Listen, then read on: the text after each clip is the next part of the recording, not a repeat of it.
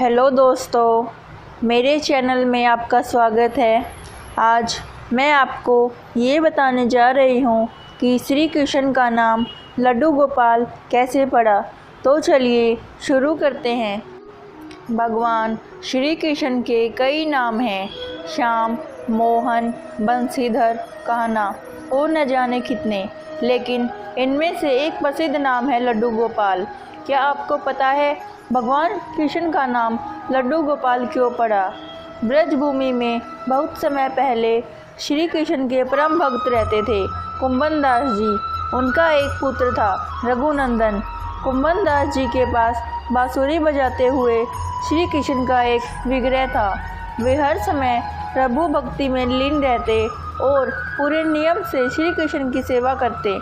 वे उन्हें छोड़कर कहीं नहीं जाते थे, जिससे उनकी सेवा में कोई विघ्न न आए। एक दिन वृंदावन से उनके लिए भागवत कथा करने का न्योता आया। पहले तो उन्होंने मना किया, परंतु लोगों के जोर देने पर वे जाने को तैयार हो गए और सोचा कि हर रोज कथा करके वापस लौट आया करेंगे। वह भगवान का सेवा नियम भी नहीं छूटेगा। अपने पुत्र को उन्होंने समझा दिया कि भोग मैंने बना दिया है, तुम ठाकुर जी को समय भोग लगा देना। और वे चले गए। रघुनंदन ने भोजन की थाली ठाकुर जी के सामने रखी और सरल मन से आग्रह किया कि ठाकुर जी आओ, भोग लगाओ। उसके बाल मन में यह छवि थी कि वे आकर अपने हाथों से भोजन करेंगे जैसे हम खाते हैं। उसने बार बार आग्रह किया, लेकिन भोजन तो वैसे ही रखा था। अब उदास हो गया और रोते हुए पुकारा कि ठाकुर जी आओ, भोग लगाओ। ठाकुर जी ने बालक का रूप धारण किया और भोजन करने बैठ गए और रघुनंदन भी प्रसन्न हो गए। रात को कुंभन दास जी ने लौटकर पूछा कि भोग लगाया था बेटा? तो रघुनंदन ने कहा हाँ। उन्होंने प्रसाद मांगा तो पुत्र ने कहा कि ठाकुर जी ने सारा भोजन खा लिया। उन्होंने सोचा बच्चे को भूख लगी होगी तो उसने खुद ही खा लिया होगा।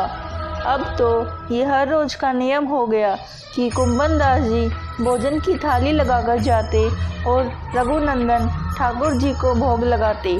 जब प्रसाद मांगते तो एक ही जवाब मिलता कि सारा भोजन उन्होंने खा लिया। कुंभन दास जी को अब लगने लगा कि पुत्र झूठ बोलने लगा है, लेकिन क्यों? उन्होंने उस दिन लड्डू बनाकर थाली में सजा दिए और छुप कर देखने लगे कि बच्चा क्या करता है। रघुनंदन ने रोज की तरह ठाकुर जी को पुकारा तो ठाकुर जी बालक के रूप में प्रकट होकर लड्डू खाने लगे।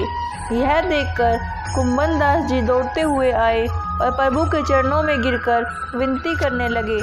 उस समय ठाकुर जी के एक हाथ में लड्डू और दूसरे हाथ का लड्डू मुख में जाने को ही था कि वे जड़ हो गए। उसके बाद से इसी रूप में पूजा की जाती है और वे लड्डू गोपाल कहलाए जाने लगे। तो दोस्तों, इस तरह से श्री कृष्ण का नाम लड्डू गोपाल पड़ा। राधे राधे दोस्तों, यह वीडियो समाप्त होती है। अगर आपको मेरी वीडियो अच्छी लगी है तो वीडियो को लाइक करें और अगर आप मेरे चैनल पर नए हैं तो चैनल को